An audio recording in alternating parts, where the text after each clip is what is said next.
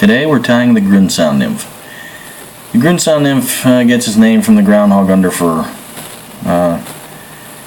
It's a particularly different underfur.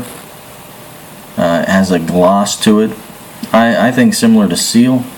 It's not as coarse as seal, but it has a specific sheen to it, and does very well in nymphs. This little bugger type pattern, it does very well in, and it seems to produce different reactions with fish that other dubbings don't.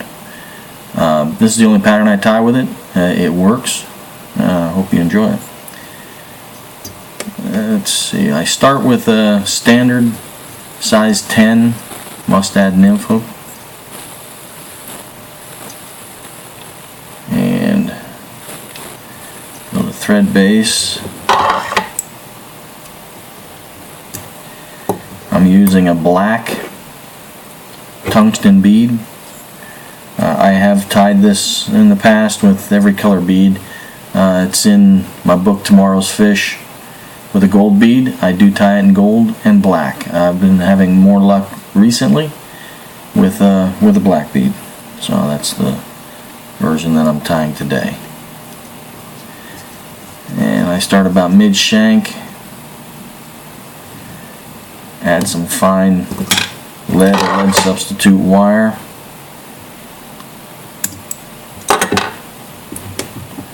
Slide it forward, lock the bead in place, and wrap it down tightly.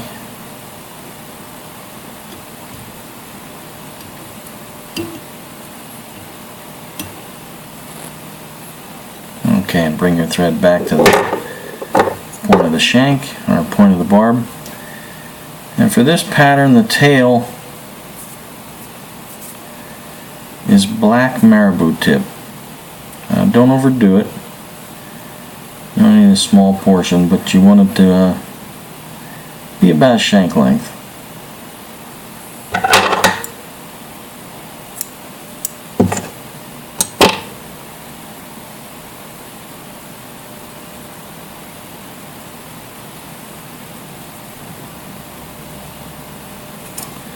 Not too large of a amount of marabou, but enough that it gives the action in the water.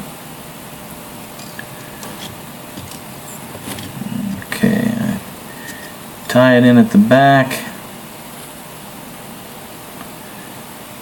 and then overwrap and bind it down. I don't bother trimming the marabou. Adds the taper a little bit. Goes over the transition of the lead from the shank. Okay, and at this point I form a dubbing loop. You pretty much need a dubbing loop for this fly. This dubbing does not dub well with saliva or anything else. It's I don't trim it, I don't grind it or shred it. I leave it full length as it's picked out whenever I use my my groundhog. So you have to make this work for the dubbing loop.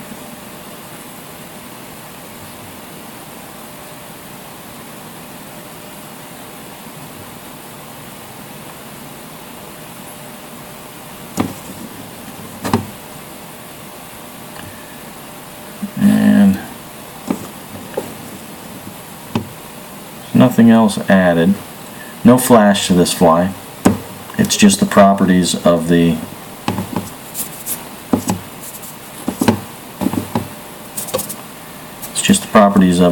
Grundsow dubbing, or the groundhog dubbing. If you're wondering, Grundsow is groundhog in Pennsylvania Dutch, so that's where the name comes from.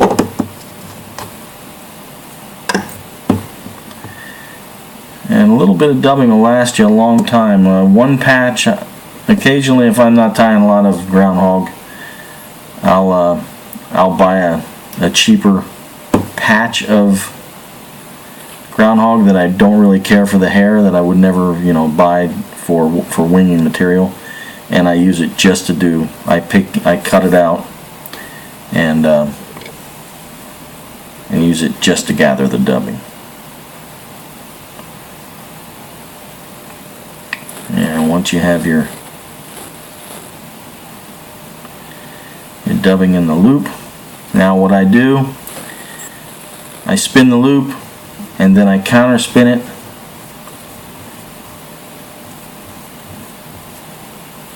because, like I said, this does not dub well. It's not an easy material to work with, but it does well in the water.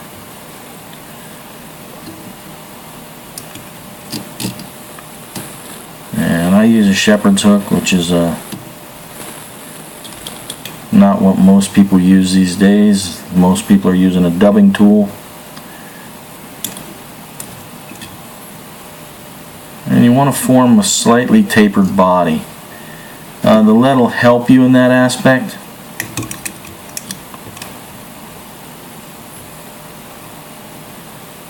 But it won't do it completely. Don't worry too much about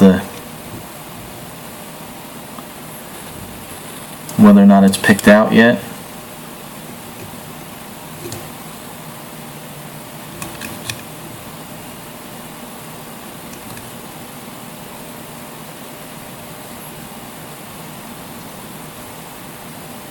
And bring it up tight to the bead.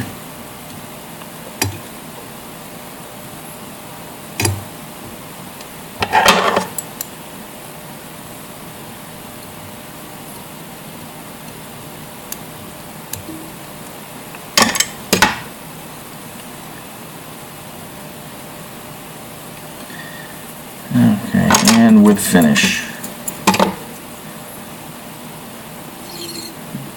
There's only two materials to this fly,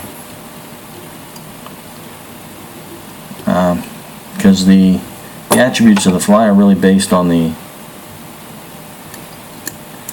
groundhog dubbing.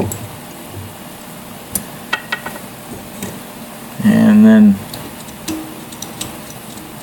you can use a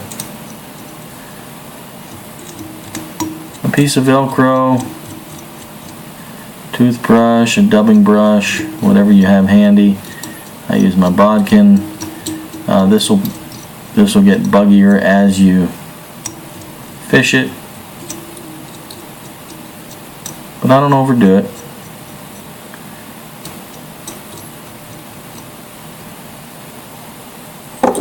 And there you have it, the Grundsow nymph.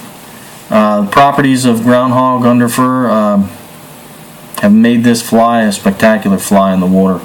I don't know why, to be honest with you, why it does so well, but they love the dubbing. They love this particular color pattern. I only tie it with a black tail. The only thing I do occasionally is add flash with a gold bead, but most of the time lately I've been tying it with a black bead.